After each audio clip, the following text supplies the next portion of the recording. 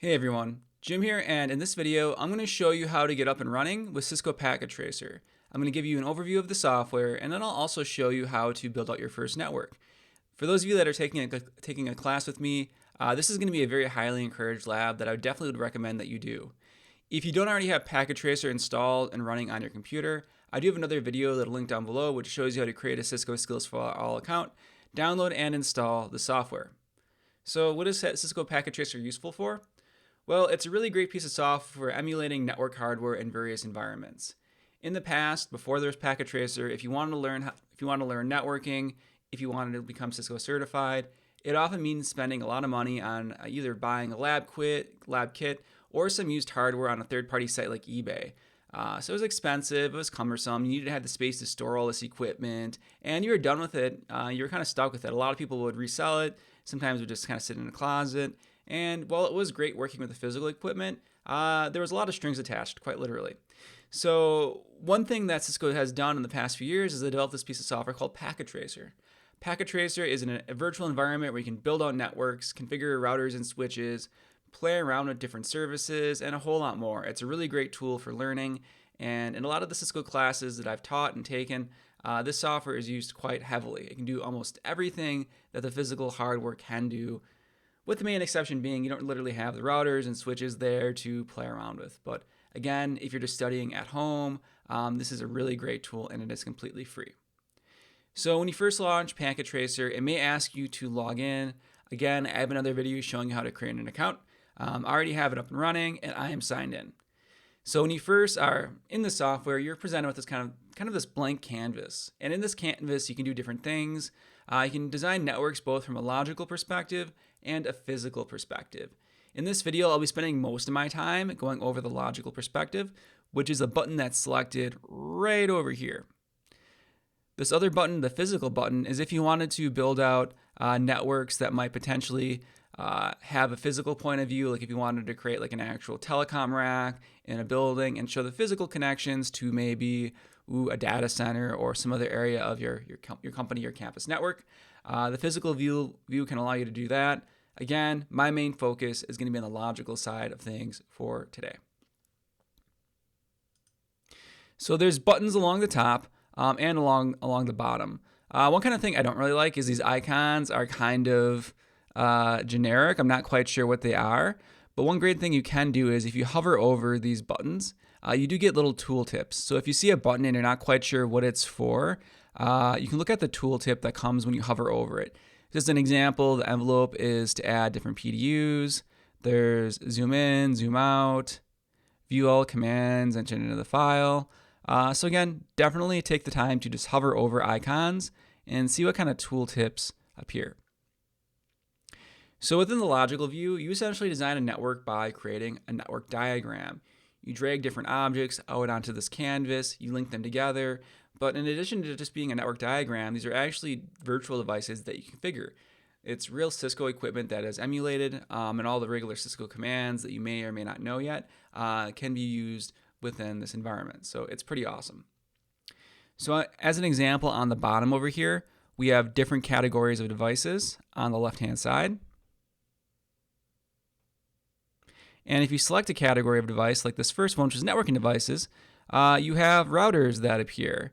And if I click over here, I can get switches, hubs, wireless devices, which is pretty cool, and more. If I select the next category, end devices, those are kind of like client devices. So things like PCs, which is a personal computer, laptops, servers, and a whole bunch more. So different devices you can choose to then drag out onto this empty canvas. Most of the equipment that is in here and available, this is a Cisco application, so as you might expect, a lot of the options that you can choose are all mostly Cisco related, which is okay. I mean, Cisco is definitely a great platform for learning. So let's build out kind of a simple network. I'll pull out some lab equipment or some Cisco equipment that's typically used in physical Cisco labs. So under the networking devices and routers, I'm going to drag out a Cisco 1941 router. And I'll do 2 of them.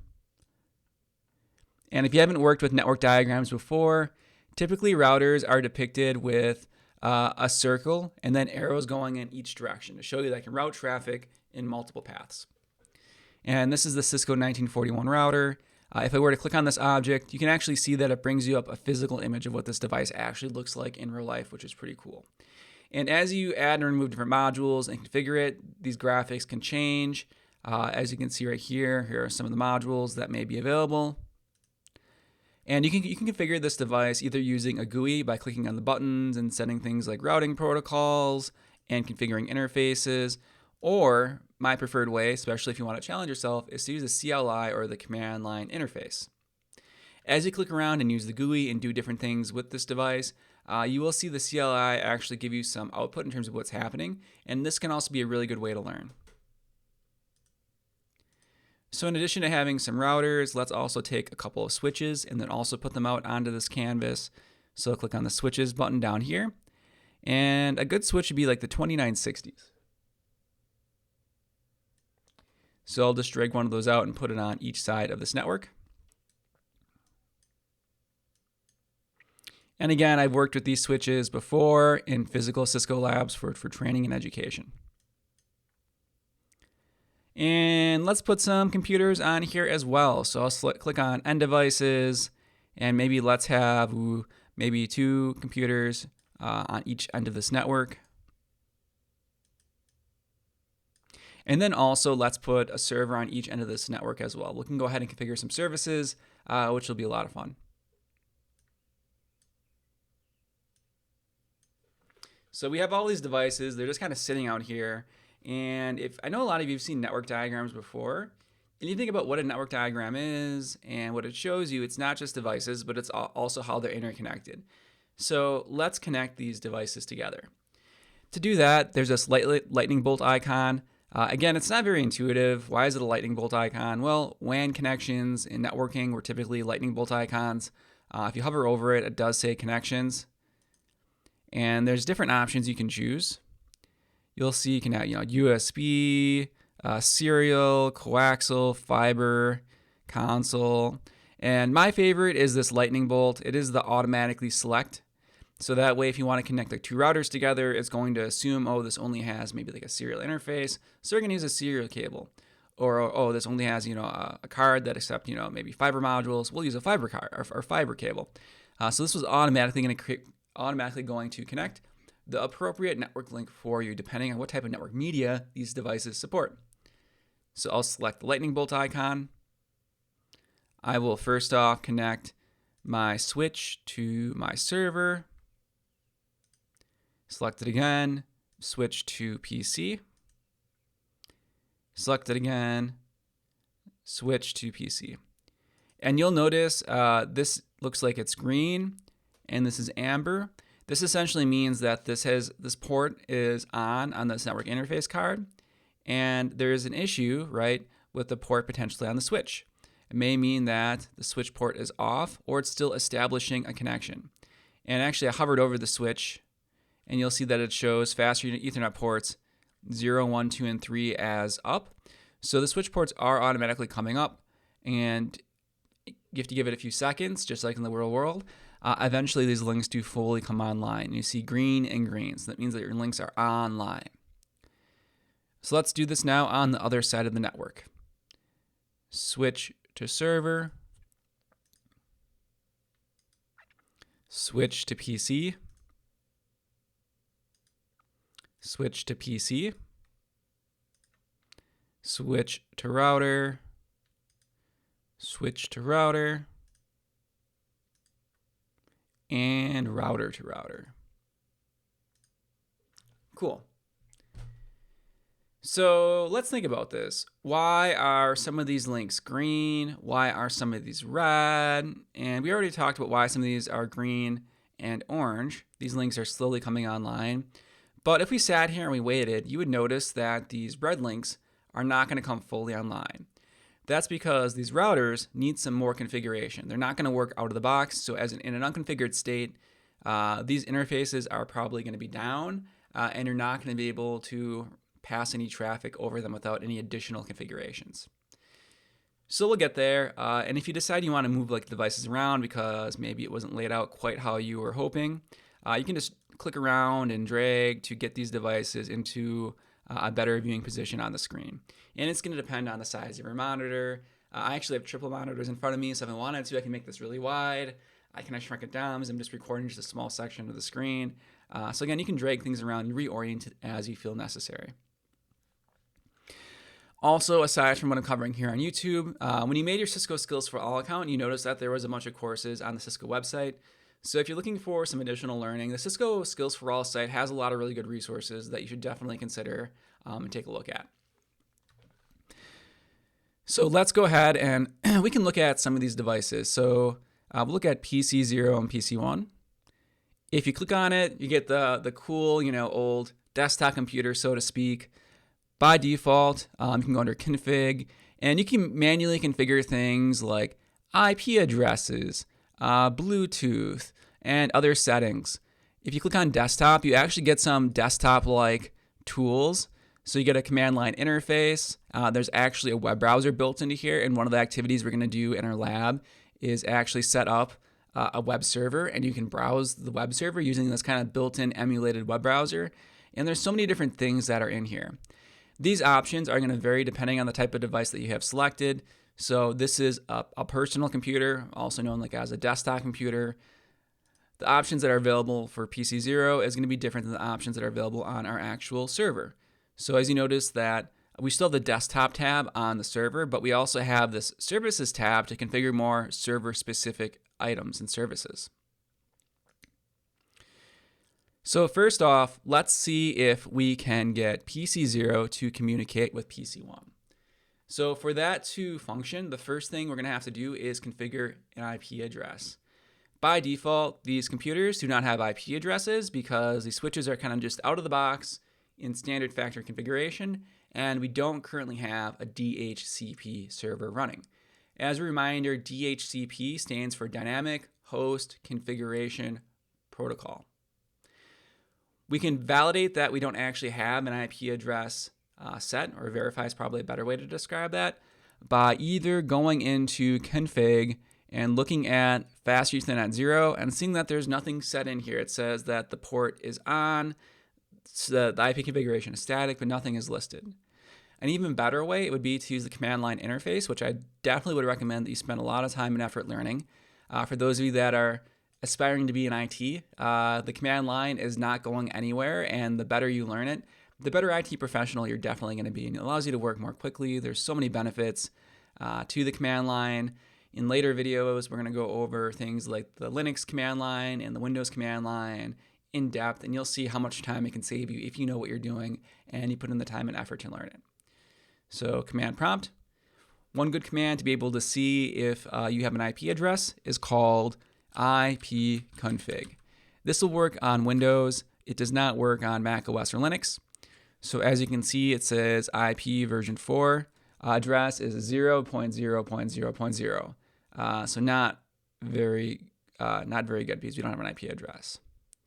Same thing is going to be true with PC1, and also with Packet Tracer. You can actually have multiple windows open at the same time. That can be good, but also kind of bad because you can get confused very easily of which window is corresponding to which device. And if I go into the command prompt over here, I can also do ipconfig, and you'll see neither of these devices have IP addresses, therefore they can't communicate with each other. So let's set some IP addresses. On PC0, I'll do it using this config box. I'm going to set a static IP address to start. I will set my IP address as settings. Where did it go? Actually, I'm going to do this under desktop. Close this off, and IP configuration.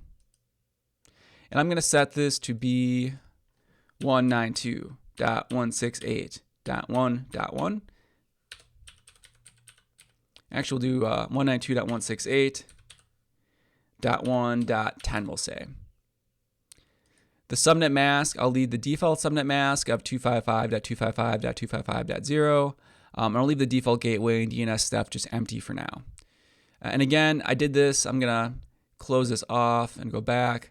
I was showing you under interfaces before. You don't have to put it in here. I'd probably actually do the way that I just showed you by going under desktop and going under IP configuration, entering it in here. Now, one thing I'm not a huge fan of with Packet Tracer is sometimes there's a save button and sometimes there's not. So in the case of this IP information, there's no save button. I just closed it out and it retained, but that's not always the case. So I always like to double check to make sure my settings were actually saved. So I did go back and they were still here. They were retained, which is great. Also, kind of something that can be confusing is there might be more than one way you can do something, like set an IP address. I just showed you that shows up here under config, and it can also show up under desktop, under IP configuration, and you can also view it under command prompt. So let's set an IP address on PC1. So desktop, IP configuration, static selected, I'll do 192.168.1.11. And I'll leave the default subnet mask of 255.255.255.0. Again, no OK button. You just close this out. And I'll hypothetically, PC0 can communicate with PC1. So if I click on PC0, I can go into the command prompt. And I can ping 192.168.1.11, which is PC1's IP address. So what is ping? Ping is a utility to send an ICMP request to a workstation or device on another area of a network. It's a really good way to just troubleshoot just basic network connectivity. By default in Cisco Packet Tracer, you can ping devices. And this is, again, a utility that is built into Windows via the command line interface, and it's also available in Mac OS and Linux. So you type in ping and then the IP address or host name of the device you want to see if it's available online on the network. This utility, while it's great, it is not foolproof in the real world. A lot of network administrators will disable ICMP, therefore rendering ping unusable. And they do that for reliability and for security purposes. So you might try to use ping to check to see like if a service is online. Maybe you'll ping, google.com or UW.edu, and even those websites and services may be online. It may not reply to a ping request. So just keep that in mind that some sites and services do disable this for security and reliability reasons, but most services don't, and that is also true with Packet Tracer. So I can ping PC1 from PC0. If I click on PC1, I can also ping PC0, the IP address 192.168.1.10, and it's going to respond. The first time you send a ping request, especially if it's going to be hopping over to another network across the router, the first request may not come through. You may receive like a timeout for the first or second reply, but usually by the third and the fourth, it does start communicating. It takes the network a few seconds to kind of figure out where devices actually live. So our network, at least across the switch, is functioning, but as you probably are starting to kind of understand, like having to manually configure devices with IP addresses isn't really practical. If you think like most businesses, they could have hundreds, if not thousands of devices connected to a network. It would be a huge pain to manually configure those, right?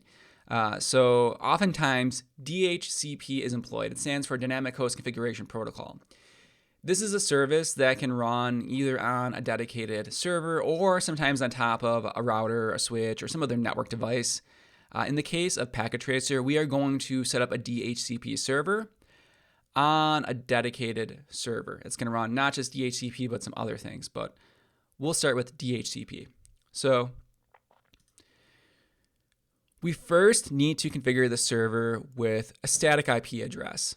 Because this is going to be the DHCP server, we want to make sure that there's an IP address that's already automatically set. If your DHCP server was also set to obtain its own IP address via DHCP, you're likely going to run into issues because the server is going to boot up before DHCP is actually running. So it's going to ask for an IP address, but if DHCP service isn't running, it's not going to get one. So to solve that issue, we are going to manually assign a static IP address to our server.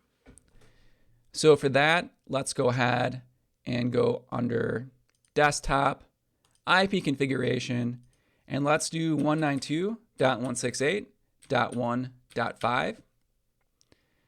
The subnet mask, we're going to leave the default 255.255.255.0. And we are going to enter in a default gateway and DNS server. So we are eventually going to configure this router. And the IP address on this interface that connects this left-hand side of the network is going to be 192.168.1.1. So we're going to set that as our default gateway. DNS, which is a domain name system, which is responsible for translating domain names like google.com, udemy.edu, etc. to an IP address. This service is going to be hosted on this server. So therefore, we want to set the IP address of our server to also be 192.168.1.5. And these IP addresses can also be handed out via DHCP, so that way when our PC0 and PC1 ask for an IP address, they get more than just an IP address for themselves. They can get things like subnet mask information, default gateway information, DNS information, and more. So we're going to set it to this, and then we're going to configure DHCP. To do that, I'm going to go under Services. And then on here, these are all the services that you can enable in Cisco Packet Tracer on a server object or server device. I'm going to click on DHCP. I'm going to turn on DHCP, but I need to actually configure some information here. So first off, what is the default gateway we want DHCP to hand out to client devices? We already talked about that. That's going to be the IP address on this interface on this router. So 192.168.1.1. And the DNS server is going to be our local server, which is 192.168.1.5. And now we have to select our pool. So you might have a network. In this case, we have a /24 network, which has roughly room for 255 devices. You could choose to have that entire network be dedicated for DHCP addresses. And what's going to happen is the DHCP server is going to hand out an address one after a time as devices connect to this network. What happens is, let's say you have a device then that leaves the network. So a good example is you might have a laptop that you bring to a coffee shop. You might only be in the coffee shop for a few hours. So when you leave the coffee shop, you would hope that your IP address that you had would be released on another device for another customer that came into the coffee shop could reuse that IP address, because IP addresses, as you know, are unlimited in scope in terms of how many addresses are going to be available, how many addresses are going to be available via DHCP. So there's this thing called a lease time. So within a DHCP server, you can choose how long an IP address can be allocated to someone before the lease has to be renewed. So after a period of time, the lease will get returned and another device can pick it up. So when you're thinking about how many IP addresses to allocate to DHCP, you want to think, well, how many devices are you actually going to have connected to your network at one time? What is your lease time going to be set to? And do you want to leave any space in your network for statically configuring devices like servers or things that you may not want the IP address to change very frequently? So in the case of this network, we've already started allocating some IP addresses statically. 192.168.1.5, 192.168.1.10, and 1.11. So let's think about that, and let's start our DHCP range for addresses that can be allocated via DHCP to start at 192.168.1.20. And this is automatically going to fill out the rest of this information down below in terms of the size. It says max users 512. That's not correct, probably because this didn't actually save. 192.168.1.1. 192.168.1.5. And there is a save button on this menu. Like I was saying, in some Windows and Packet Tracer, there isn't a save button, but on others there is. Just gonna make sure I save this. And now you see the max users adjusted to 256. The starting IP address though is still 0, so that didn't actually save. I want to start at 20, so I'm going to readjust this and click save again. And now you can see it now adjusted the size of our DHCP range to max users of 236. So again, double check your settings. Make sure you click the save button multiple times if there is a save button, so that way your settings actually stick. So with DHCP running, if I go to PC0 and go back to the desktop, If I go to IP configuration and say dynamic, it's going to say requesting an IP address and DHCP was successful. And we were pulling now the first IP address in our pool, 192.168.1.20. And these fields are grayed out because this is set to DHCP, we can no longer manually enter in an IP address. It's set there statically. If I do the same on PC1, it'll likely pull down 192.168.1.21, the second address. But let's test that theory. Click on IP configuration, select DHCP. It requested an address, and 1.21 was received. And we can test connectivity. Go to the command prompt. I'm going to ping 192.168.1.20. Great, we have a reply. We have network connectivity. If you do Control-C, that'll sometimes stop this request. It finished just as I was pushing it, though. And if you hit the up key on your keyboard, you can also cycle back through to previously entered in requests. And I'll try pinging my DHCP server to see if that works. Great, that also works as I'm expecting. That being said, you're still not going to be able to access devices across our network. Just to give you an example, if I were to turn on DHCP to PC2 on the right-hand side of this network across these two routers, so if I go under desktop, IP configuration, DHCP, it's going to request an IP address, and then it's going to time out and fail. DHCP failed, so it couldn't communicate across the network, and it didn't work. So if you remember from my lecture video on IP addresses, I was talking about the specific kind of IP address that starts in 169.254. So this is the APPA address. This is essentially an IP address that is self-assigned by device that is set to DHCP but cannot reach a DHCP server. So if I say, hey, I'm here, DHCP, give me an address, and if the DHCP server doesn't respond because it's not on the network or can't be reachable, the computer is going to say, well, I waited for a while. I'm just going to give myself an IP address just to satisfy the needs of this request. So you're going to get an IP address, but this isn't going to be functional or really usable for anything at all. So again, not a great situation. So we have two options at this point. We could either configure this router, right, to get network connectivity going back and forth. We could configure a DHCP server on this other side of the network. We can configure some other services. I'm just thinking in my head what we want to do next. You know, we put a server over here. Let's get some additional practice in, and let's put DHCP on this server as well. So at this point, I would encourage you to think about maybe pausing the video and trying to configure the right-hand side of this network on your own first. And then if you get stuck or you run into issues, play this video and walk through how to do this process again. If you're totally lost and you just want to watch this video in its entirety first before you try this on your own, that's also okay. You're also welcome to do that. So I'll walk you through the same steps. Step number one is going to be assigning a static IP address to our server.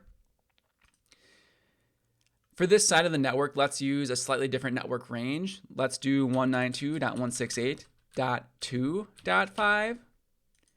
We'll use the same subnet mask, 255.255.255.0. The default gateway for this interface, let's use 192.168.2.1, so 2.1 instead of 1.1, and the DNS server. Let's have our DNS server also hosted on the left-hand side of the network. So we'll have DNS go across the network once we eventually get this up and running. So let's do 192.168.1.5. There is no save button, so I'm just going to close this out. Go into Services, into DHCP, turn it on, and then configure the rest of the information. So the default gateway will be 192.168.2.1. DNS will be 192.168.1.1. Our IP range, we can start once again at 20, so 192.168.2.20. We're going to click Save and make sure that our range and everything else was set and saved correctly, which looks like it probably was. go to PC2, go to IP configuration, set it to static, set it to DHCP, make sure that an address gets pulled down. It did, perfect. And do the same thing with PC3. Go to desktop, go to IP configuration, set it to DHCP, give it a second or two, and ta-da, we have an IP address. I like to test at each step of the way, and I'd recommend you do the same. If you do a million different things and then try to test it, if it doesn't work, you're gonna have to retrace a lot of steps. So my recommendation is do just one or two things at a time and validate and test before you move on. So that way, if there is an issue, you catch it right away rather than at the end of an activity when you've already gone through and made 100 changes. It's easier to backtrack from one or two changes than 100. So back into the command prompt. Let's go and ping 192.168.2.20, and you'll see that I can ping across the network on this right-hand side from PC3 to PC2. That being said, I'm still not going to be able to ping 1.20 or 1.5 or 1.21 because our routers are not yet configured. So how do we configure our routers? So first off, we have to assign IP addresses to these interfaces, and we also have to configure a routing protocol.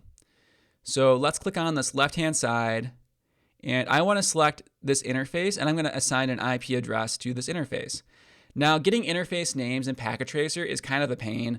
My preferred way is to hover over the link that I want the interface name to, and as you can see, it said gig00. I'm trying to get it to pop up again. Gig00 on the router, fast Ethernet 04 on the switch. So gig00 is going to be what I want to assign my first IP address to. And that is going to be what I said was the default gateway of the left-hand side of the network. So under config, gig00, I'm going to first off turn this port on. By default, it is off. And what's cool is as you go through and you do this, it's going to show you the Cisco commands that are actually used. As you're first learning how to configure routers and switches, it is very convenient to use the GUI, the graphical user interface, but I'd really encourage you to try to wean yourself off of that as quickly as possible. The faster and more efficiently you can move to the command line, the better off you're going to be, especially if you really want to learn how to configure these devices. So the IP address is going to be 192.168.1.1. That was the default gateway for our left-hand side of the network. The subnet mask, we're going to leave the default configuration. We also need to assign an IP address to the other side of this router, and it's going to be a connection connecting two routers together. I'll do a /8 network instead.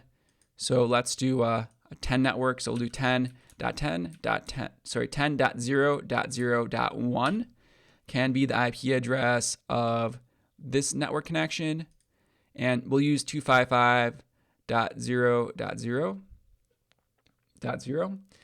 And again, make sure that this interface is set to on. It's very easy to miss this step and to run into issues. Now, we haven't configured any routing protocols yet or anything like that. I'm just going to close this off. We'll get back to that in a second. I want to also just get this out of the way and assign IP addresses to the second router. So it looks like gig0/0 is also the interface for the right-hand side of the network. Again, this may be different in your situation, so make sure you double check the interface names before you start configuring it with IP addresses. So we'll make sure we turn our interface or port on, and I'm going to type in the IP address for the right-hand side of the network as 192.168.2.1 because again, the default gateway for the devices on the right-hand portion of this network. Leave the default subnet mask, and then I'll configure our link between the two routers. Let's again turn this on, and I'll do a second address on the same network so that way these two can communicate. I'll do 10.0.0.2. Leave the default subnet mask of 255.0.0.0. Awesome. So now at this point, we can try to communicate across the network, but it may not work. Let's try it, right? So I'm on PC2, going to the command prompt. Let's see if I can ping 192.168.1.20. Okay, so we're getting somewhere. It says reply, but destination host unreachable. We are getting close. Okay, so let's set up the routing protocols. So essentially we're going to be using RIP. It's an older protocol, but for demonstration purposes, it'll work. So I'll click on the RIP tab, and you have to add in both networks assigned to each interface. So let's go ahead and I'll do 192.168.1.0 and 10.0.0.0. You've noticed that there isn't a save button on this window. One thing I like to do is under settings for routers, there is a save button. This will save the configuration. So I clicked on save. So as you can see, they ran a copy running config to startup config. A very common and important command to run on Cisco devices to save the configuration. And great, I'll close that off. And then I will do the same thing on the other side. So click on this device, RIP. And over here, we're 192.168.2.0 and also 10.0.0.0. Go under settings, click save. And now, maybe, just maybe, this is actually going to work. So I'm on PC2 on the right-hand side of the network. Go into command prompt, hit the up key on my keyboard to bring back up our previous command, enter it in, and we'll see if we can get a response. So it is pinging 192.168.1.20. The first one timed out, but now I kind of figured out the route and the path, and now they all are coming back. So isn't that awesome? Working just as you'd expect. You can also try 1.5, which is going to be our eventual DHCP server, DNS server. First one timed out, and then look at that. All the requests come back. So woo! We just configured our first network. Isn't that exciting? We're not done yet though. Let's configure some additional services on a server. So let's click on server 0 on the left-hand side. I'm going to enable a web server and a DNS server. So a web server is going to run HTTP, Hypertext Transfer Protocol. We're going to make sure this is on and this is on. And we can actually edit the HTML. So if you don't know HTML, that's okay. It's hypertext markup language. It's used for making just basic web pages. We're going to edit the indexed HTML. This is the default page that loads automatically when you access a web server. So I'm going to click on edit. And I'm going to change the heading just to something a little bit more interesting. We'll replace Cisco Packet Tracer to Jim was here. Click the save button. And now we are going to go into DNS, and we're going to create a DNS record for this web server. DNS is a complicated service. There's a saying in IT, it's always DNS, because it's complicated, and it's really important because it takes names and resolves them to IP address. So let's make a new record. There's different records that exist for different services. Here are just some examples. These are not all the examples. Packet Tracer does not appear to support things like MX records, yada, yada, yada. But it does support A records, which essentially is that type of DNS entry that converts the name to an IP address. So let's make a fake record called jim.com. And that is going to resolve to our web server, which is at 192.168.1.5. So name jim.com resolves to this IP address. Making sure our server is on, making sure DNS is on. I almost missed that one. So again, don't miss those radio buttons. Close this off. And from PC0, let's go to our web browser.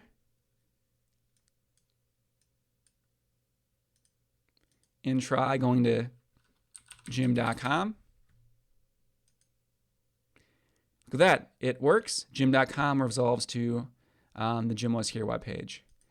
And because I have DNS working on our right-hand side of the network across the routers, I can also access the web page from over here.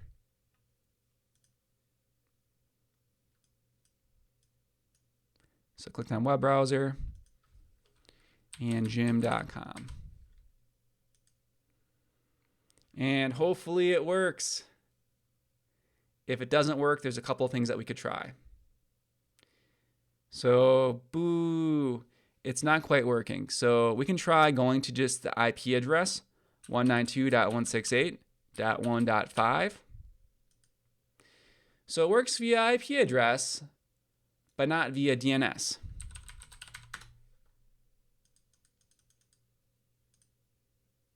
Let's try that one more time. And it could be a configuration issue on my part, or it could be a packet tracer issue. Let me try it one more time.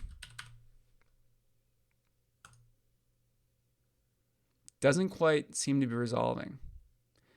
So let's troubleshoot this. We know that we can access it via IP address, but not via DHCP. So if I go into the command prompt again and I do ipconfig and then /all, this will also show us potential DNS information. And you can see here it says DNS 192.168.1.1. That is not correct. DNS should be at 1.5. So let's fix our issue. We're going to go into our DHCP server. We are going into DHCP, and we are going to fix the issue right here, right? There should be 1.5, not 1.1. So I fixed it. I'll turn DHCP on and off just to toggle it and hopefully get those settings to stick. And then I also need to clear out my settings. So if I open up my command prompt and I run an ipconfig/all again, you'll notice that our DNS server has not changed yet. So I want to run ipconfig/release to release our IP address and ipconfig/renew to pull back down a new IP address and new configuration. So it looks like DNS is still set to the wrong address.